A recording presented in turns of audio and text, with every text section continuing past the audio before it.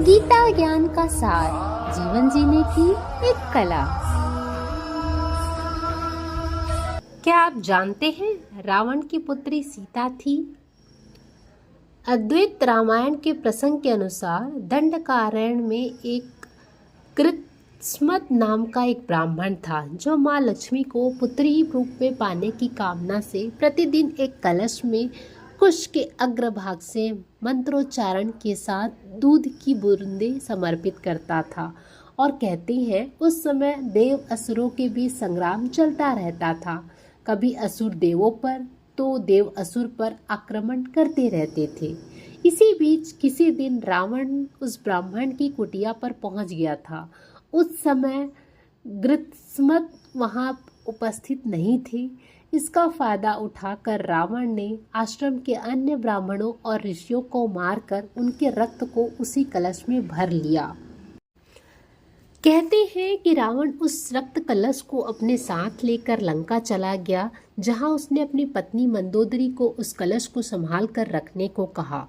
वहीं मंदोदरी को उस कलश में क्या है इसके बारे में बताते हुए इसने कहा कि यह बहुत ही तीक्ष्ण विष से भरा हुआ है। कुछ दिनों बाद रावण विहार के उद्देश्य से सह्याद्री पर्वत पर चला गया, जो मंदोदरी को पसंद नहीं थी। कहते हैं उसी की उपेक्षा से खिन्न होकर मंदोदरी ने मृत्यु को वरण करने के उद्देश्य से उस कलश का पदार्थ पी लिया। वहीं देवी लक्ष्मी को पुत्री रूप में प्राप्त करने के लिए मंत्रोच्चारित दूध का ऐसा प्रभाव पड़ा कि मंदोदरी गर्भवती हो गई। तत्पश्चात मंदोदरी ने सोचा कि जब मेरे पति मेरे पास नहीं है, ऐसे में जब उन्हें इस बात का पता चलेगा तो वह क्या सोचेंगे। यही सब सोचते हुए मंदोदरी तीर्थ यात्रा के बहाने कुरुक्षेत्र चली गई, जहाँ कहा जाता है कि वह अपने गर्भ का भ्रूण को निकालकर एक घड़े में रखकर भूमि में दफन कर दिया और सरस्वती नदी में स्नान कर वापस लंका लौट आई। कहते हैं कालांतर में इसी भ्रूण से सीता का जन्म हुआ।